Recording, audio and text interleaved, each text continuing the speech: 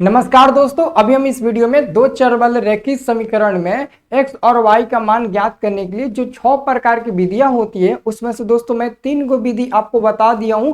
और आज दोस्तों मैं आपको चौथा विधि बताने वाला हूं जिसका नाम है वज्र गुणन विधि। दोस्तों आपको बोर्ड एग्जाम में सबसे ज्यादा दोस्तों ना यही विधि से क्वेश्चन पूछे जाते हैं x और y का मान निकालने के लिए। तो चलो दोस्तों इस वीडियो को भी हम लोग सीख चलते हैं और उसके बाद मैं आपको ग्राफीय विधि दे दूंगा और जो लास्ट आपका विधि है अनुपात निर्णय विधि उसका भी आपको वीडियो मिल जाएगा। ठीक है, तो चलिए हम लोग शुरू से इसको अच्छे से समझते हैं। जो लोग भी हमारे चैनल को सब्सक्राइब नहीं किए होंगे आप लोग जरूर चैनल को सब्सक्राइब कर लीजिएगा। ठीक है, चलिए तो हम आगे बढ़ने से पहले दोस्तों मैं आपको बता देना चाहता हूँ ये हमारा स्टडी प्लस ऐप है जो कि आपके प्ले स्टोर में उपलब्ध है। आप इसे डाउनलोड कर लीजिएगा। पूरे 50,000 लड़के इस ऐप को डाउनलोड किए हैं। पता है क्यों? क्योंकि दोस्तों फाइनल की बोर्ड परीक्षा में जो 100% क्वेश्चन लड़ता है ना वो मैं ही देता हूँ।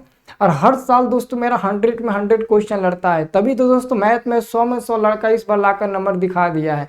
साइंस में 100 में 100, संस्कृत में 100 में 98 नंबर लाकर दिखा दिया है। तो मैं बस आपसे यही कहूँगा कि इस ऐप को डाउनलोड कर लीजिए। ठीक है, मैं बता देता हूँ। आप इस ऐप को डाउनलोड करिएगा ना तो डाउनलोड करने के बाद आपको इसमें डेली क्लास मिलता है। लाइव डेली आपको रिकॉर्डेड क्लास मिलता है। अगर आपका मैथ कमजोर है तो उसका अलग में क्लास मिलता है और डाउट क्लास में मिलता है। और आप अगर एनसीईआरटी का मैथ का पूरा आप अच्छे से एक्सरसाइज पढ़ना चाहते हैं एनसीईआरटी का पूरा आपको इसमें मिल जाएगा पढ़ने को, है ना। उसके बाद से सारा सब्जेक्ट का पहले बुक हम पढ़ाते हैं इधर, फिर उसके बाद से ऑब्जेक्टिव सब्जेक्टिव यूट्यूब पर कराते हैं। तो जब तक आप बुक नहीं पढ़ोगे तब तक दोस्तों आगे कुछ नहीं समझ में आएगा। ऑब्जेक्टिव रटने भरोसा तो हम लोग है नहीं। जब तक हम पार्ट को नहीं पढ़ेंगे तब तक ऑब्जेक्टिव कैसे याद होगा? वही दोस्तों इसमें हम आपको बताते हैं बहुत बढ़िया तरीके से। और महीना में एक बार इसमें टेस्ट लेते हैं जिसमें इनाम के तौर पर फर्स्ट रैंक पर 199 रुपया, सेकंड रैंक पर 99, थर्ड रैंक पर 51 रुपया। और हफ्ता में एक बार टेस्ट होता है। एक हफ्ताहिक टेस्ट होता है, एक मंथली आपका टेस्ट होता है हमारे ऐप में,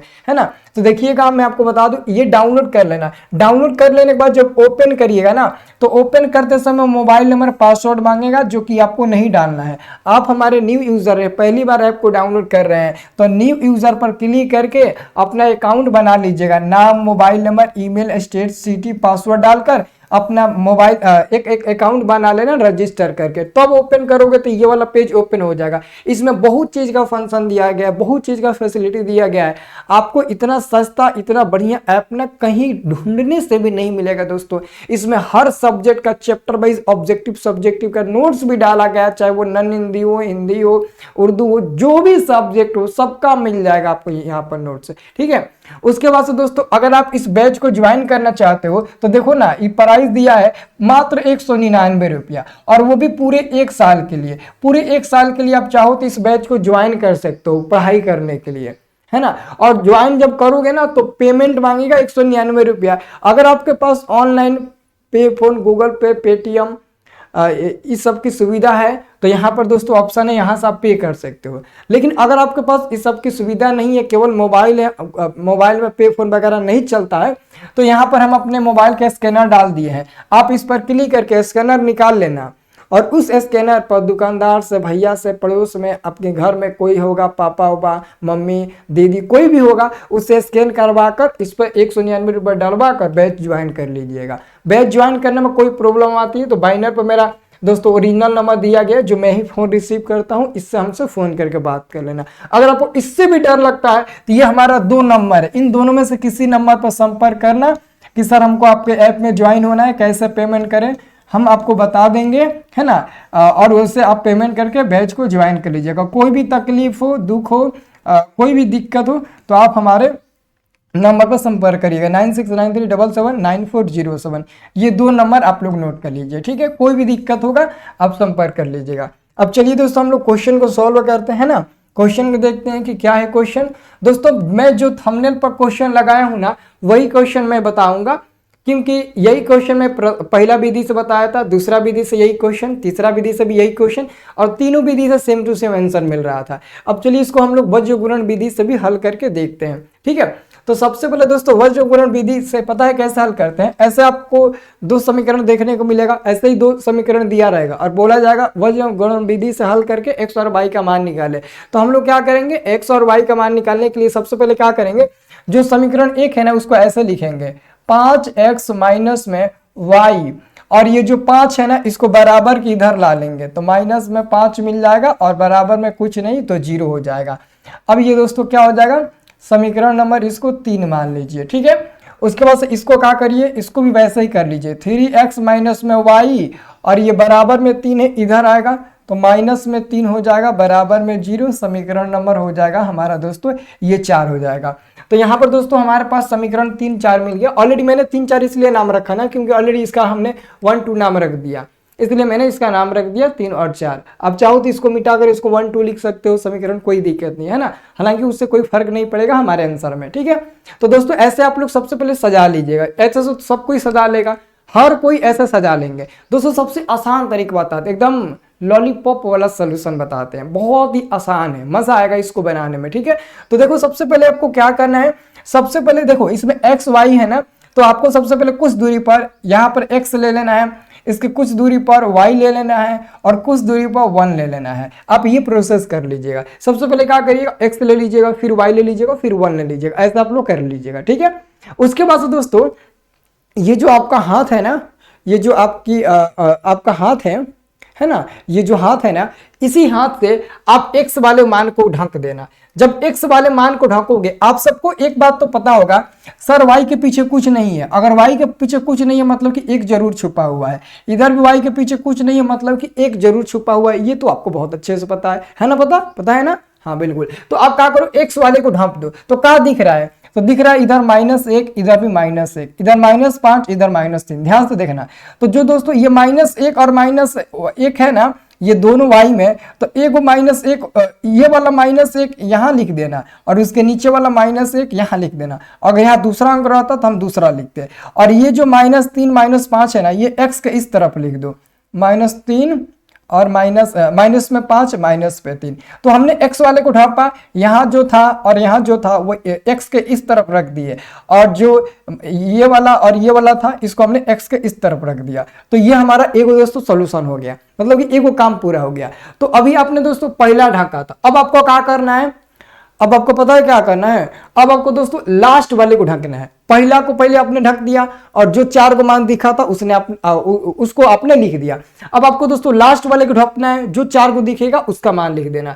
अब दोस्तों लास्ट वाले को ढकते हैं, अब लास्ट वाले को ढकेंगे तो ये 5 और 3 दिख रहा है, तो 5 3 किधर आएगा, एगो 1 के इधर आ जाएगा, एगो 1 के इधर आ जाएगा, एगो उधर आ जाएगा। तो 5 जो 3 दिख रहा है ना, पहले 1 के इधर आ जाएगा, 5 और 3 इधर आ जाएगा, और जो -1 दिख रहा है वो 1 के उधर चल जाएगा, -1 आपका 1 के उधर चला जाएगा। बस खत्म हो गया, बस आपका खत्म हो गया। बस तीसरा चीज से गुणा करके आंसर ला दो, आंसर मिलकर बहुत आसानी से, बस यही काम करना है। आप पहला को ढकना, जो 4 को मिलेगा उसमें से इधर पहले देखो, जैसे कि हमने पहला को ढका और y वाला जो मिला उसको x के पहले इधर रख दिया, मतलब कि जो पहले मिला, पहले ये नहीं मिला, हाई दोनों ढापे, तो इसके ये तो ढप गया तो अब i मिला, तो हाई जो मिला ना वो x के इस तरफ हो जाएगा, और जो हाई मिला वो x के इस तरफ हो जाएगा। ठीक वैसे ही पहला को छोड़, अब लास्ट वाले को ढपेंगे, तो अब शुरुआत यहां से करेंगे, तो 5 3 1 के इधर आ जाएगा, और ये जो बचा है वो आपका उधर चला जाएगा, 1 का आपका हो गया। ठीक है, अब आपको दोस्तों क्रॉस मल्टीप्लाई करना है। क्रॉस मल्टीप्लाई कैसे करते हैं देखिए, हम आपको बता देते हैं। ऐसे करते हैं क्रॉस मल्टीप्लाई, ऐसे करते हैं क्रॉस मल्टीप्लाई, ऐसे दोस्तों करते हैं, है ना, ऐसे हम लोग क्रॉस मल्टीप्लाई करते हैं, दोनों तरफ हम लोग क्रॉस मल्टीप्लाई करेंगे। ओके, हम दोनों तरफ क्या करेंगे, क्रॉस मल्टीप्लाई करेंगे। ओके, चलिए, बहुत अच्छे से आपको बनाना है ना, इसलिए मैं आपको 2 बार समझा दे रहा हूं। ठीक है, अब दोस्तों आपको पता है क्या करना है, ये x है तो x लिख देना है और बाटा में, ठीक है, और ये y है तो y लिख देना है बाटा में, है ना, और बराबर का चिन्ह देना है, यहां भी बराबर का चिन्ह दीजिए। ये 1 है तो 1 लिख देना है बाटा में, ठीक है, बाटा में आपको बाटा में लिख देना है। उसके बाद से दोस्तों इसके बीचों बीच पहले माइनस का चिन्ह दीजिए, यहां पर माइनस का चिन्ह देना है, यहां भी आपको माइनस का चिन्ह देना है, ठीक है, और यहां भी आपको माइनस का चिन्ह देना है। ठीक है, अब एक काम करिए, आप या तो इसको ऐसे गुणा करिए पहले, या तो ऐसे गुणा करिए पहले। अगर आप ऐसे पहले गुणा करते हैं तो सबको ऐसे पहले गुणा करना होगा, अगर आप ऐसे गुणा करते हैं तो सबको ऐसे ऐसे गुणा करना होगा। जैसे कि दोस्तों मैं इसको पहले गुणा कर रहा हूं, -1 -5 को, -1 गुणे -5, तो ये मिल जाएगा माइनस माइनस प्लस में 5, तो -1 और -5 में गुणा किया तो प्लस में 5 मिल गया, जो यहां लिख देंगे, और बीच में ऑलरेडी माइनस रहेगा, इसलिए मैंने तीनों में बीच में माइनस लगा दिया। माइनस ऑलरेडी फॉर्मूला से होता है, इसलिए मैंने x y और 1 के नीचे ऑलरेडी बीचों बीच मैंने माइनस लगा दिया।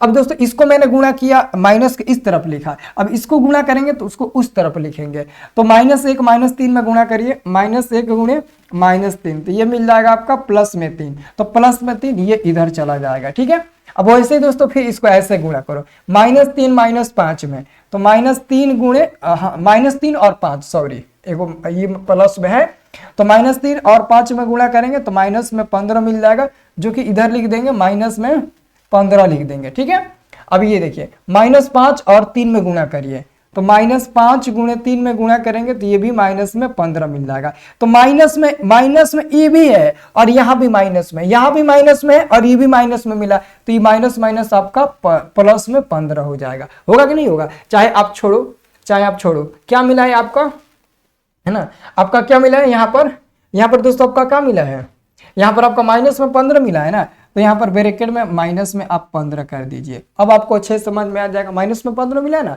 लिख दीजिए। अब देखो ये 3 और -1 को गुणा करोगे, आप गुणा करो 3 गुणे -1, तो क्या मिल जाएगा -3, तो आप -3 इधर लिख दो, -3, और 5 में -1 में गुणा करो, 5 में और -1 में, तो 5 गुणे -1 कितना मिल जाएगा, तो ये मिल जाएगा -5 मिल जाएगा। तो ये हम क्या करेंगे, इधर -5 हम ब्रैकेट में लिख देंगे, है ना, माइनस में हम 5 लिख देंगे ब्रैकेट में। ठीक है, हो गया। अब दोस्तों क्या करिए, x और बाटा में 5 में से 3 गया 2 बराबर y और बाटा में माइनस में 15 और माइनस माइनस में गुणा होगा तो प्लस में 15 हो जाएगा, बराबर में 1 और बाटा में ये हो जाएगा माइनस में 3, माइनस माइनस प्लस में आपका क्या हो जाएगा 5 हो जाएगा, प्लस में 5 हो गया। अब एक काम करिए, अब आगे जरा आ जाइए, इधर आ जाइए, वो x/2 हो जाएगा, x बटे आपका 2 हो गया, x/2 बराबर में दोस्तों y और बाटा में ये देखो ये तो कट जाएगा ना, ये 15 और माइनस में 15, प्लस 15 माइनस 15 कट जाएगा, यानी कि वो 0 मिल जाएगा।